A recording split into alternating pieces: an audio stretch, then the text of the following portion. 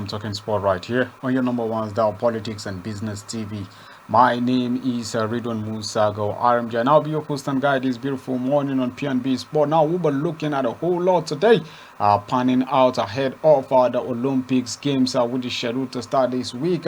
And we'll be looking at the transfer market, how players are going in and out of various clubs in various leagues in Europe and also in the shores of Africa here, how they are faring. And we'll be doing this right here on your number one dial on P&B Sport this morning, immediately after this quick break. We'll be right back.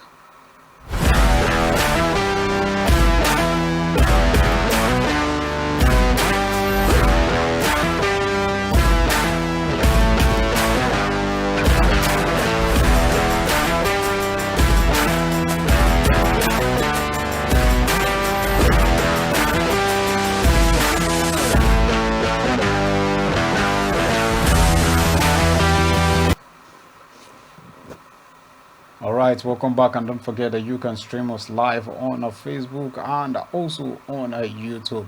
Now let's go straight to the first story here, where a team Nigeria 4x100 meters star Justin Okpobeyen has declared her readiness to make an impact in the upcoming Olympics. Now, Adenia, who is just 17 years old, had played a role in the women's 4x100 relay, winning the African team in the month of March and African Championship in June, and also qualified the Olympics for the Olympics at the World Relay in the Bahamas in May. While speaking in Germany's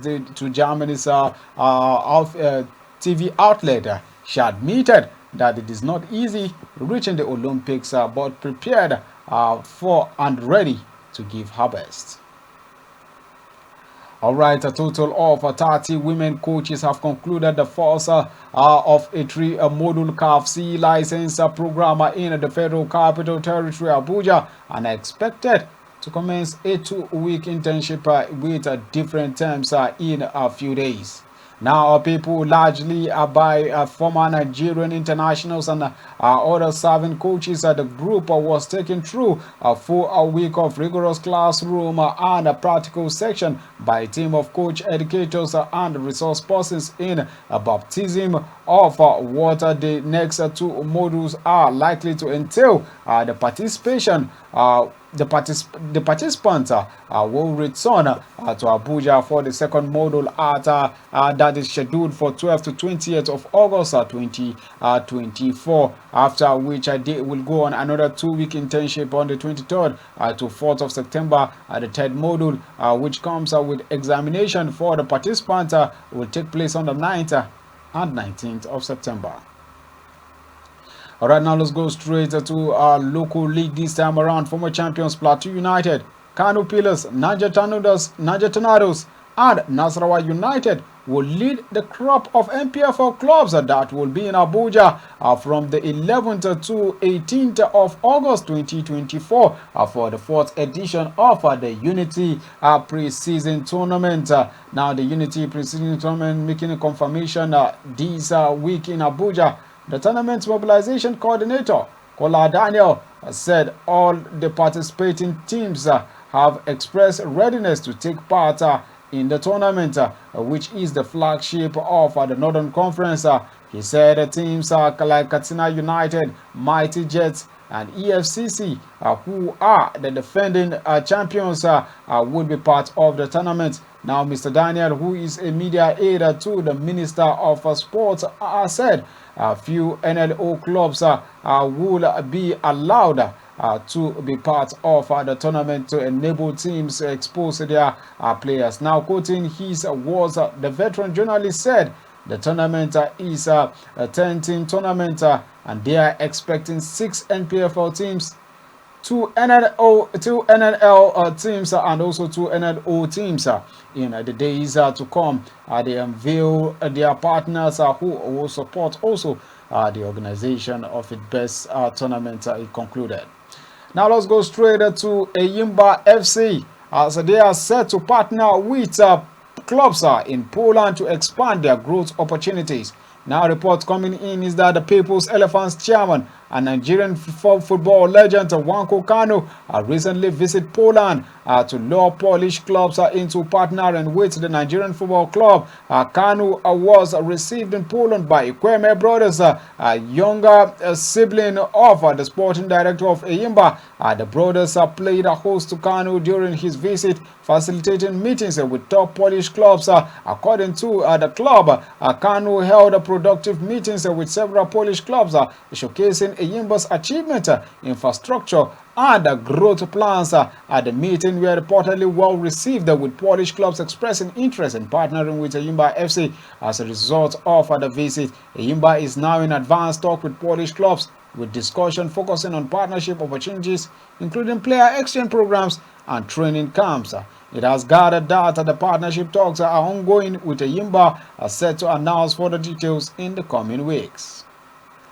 Now let's travel to Benue State, where Benue State Football Association Chairman Chief Barrister Paul Ede says he is still shocked after gunmen suspected to be assassins on Sunday invaded his Abuja residence. Now the gunmen welding men who broke into Ede's residence carrying several weapons in the wee hours of Sunday carted away valuables worth millions of naira. Ede, who confirmed that to the FCT Police Command through Asokoro Division headquarters, has been notified concerning the ugly incident.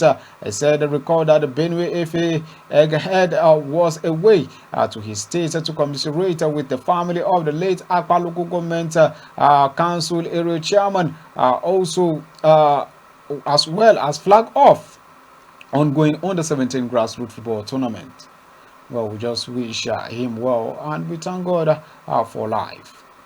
Now let's go straight to the Nigerian professional. Let's go straight to the CAF Federation, where the Secretary General of the African Soccer Governing Body (CAF), Veron Umba Mosengo, has said that the body will be free from debt in the year 2025. Now, the Football Supremo made the statement during the chat with a newsman, newsman. He further narrated how the emergence of Patrick Muthepe as CAF president stabilized the organization. CAF's debt level was around $14 million. More than half of the money has been cleared since Muthepe came in, and it is set to drop further when CAF's financial accounts are presented later this year. As for Morocco, he thinks the increase in profit will be around 50%, he concluded. Alright, let's take a quick break, and when we come back, we'll dive into Europe, where we'll be looking at the Olympics proper. We'll be right back.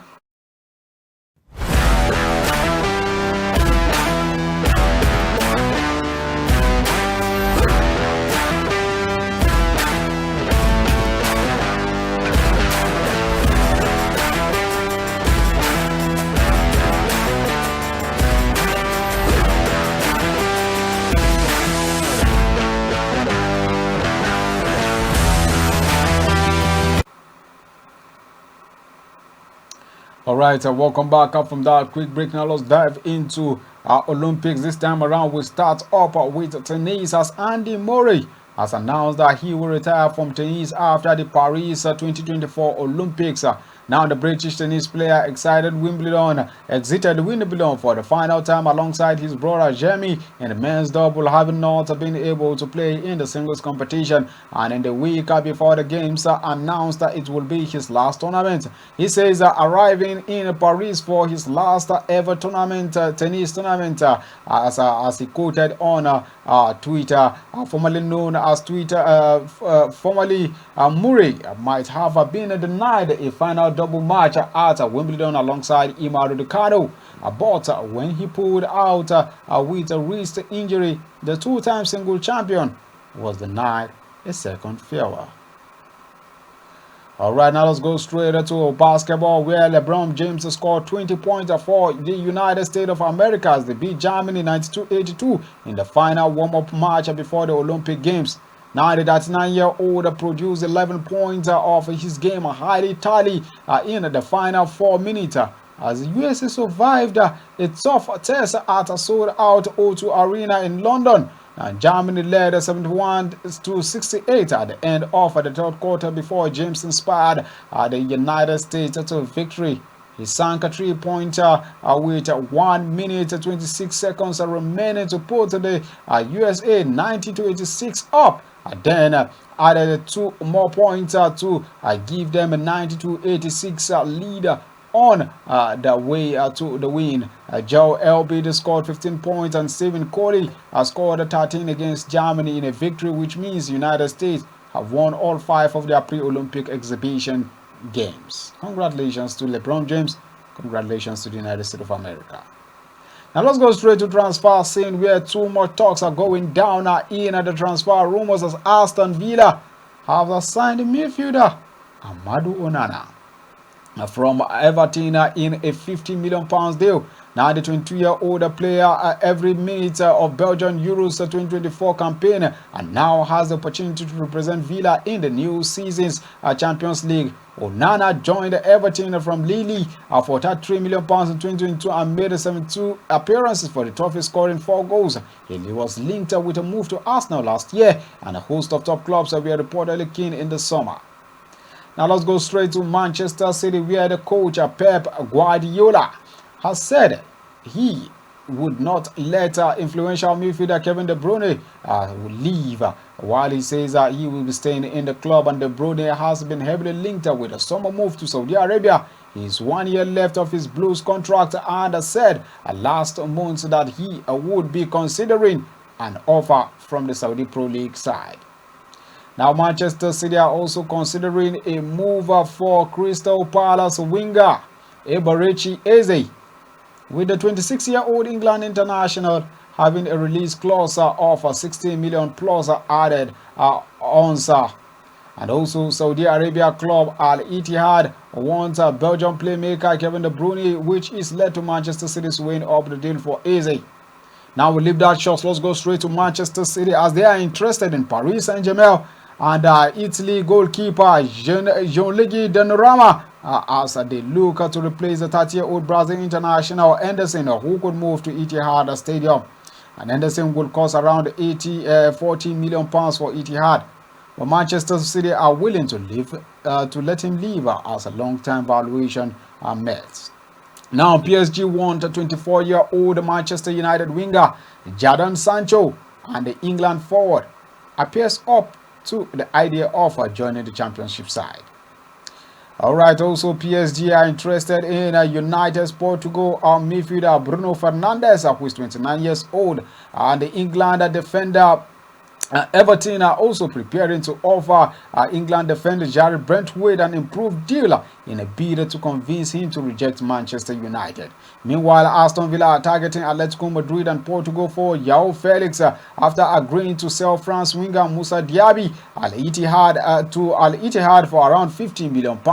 Now, Tottenham Hotspur value Brazil forward Richarlison £16 million with Saudi Pro League club Al Ahly having indicated they are interested in the 27-year-old. Meanwhile, Tottenham Hotspur winger Brian Gill left and left back Sergio Reguilon, who are both Spanish, have been left out of the club's pre-season tour for Japan and South Korea, so they can explore moves away from the club. And now Newcastle United have held talks with manager Eddie Howard to reassure him about the scope of his role, and the club are confident he will reject taking offers from England as an England boss if there was an interest from the Football Association.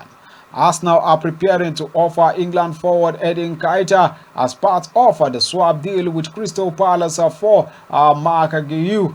French club Marseille have agreed personal terms with Nketiah and also confident of completing the deal for the striker. Meanwhile, Manchester United and West Ham are competing to sign Morocco right back Nosar Mazroni from Bayern Munich, who wants about £19 million for 26 years old. Now, West Ham United could pursue a deal for Manchester United's English right back Aaron Wan-Bissaka if Mazraoui move to Old Trafford. Now, negotiations between Paris Saint-Germain and Napoli over a deal for Nigerian forward Victor Osimhen have stalled, and Besiktas have told former Arsenal, Liverpool and England midfielder Alexander Chamberlain that he is no longer part of their plans. Wow, so this is a big one for the big man, talking about Alexander Shabalin. So he needs to look for elsewhere. All right, well, this is the size of the packet this beautiful Tuesday morning. Do well to join us tomorrow, Wednesday, for another exciting moment. My name has been Ridwan Musaga of RMJ, and I'm saying to stay out of trouble. Bye for now.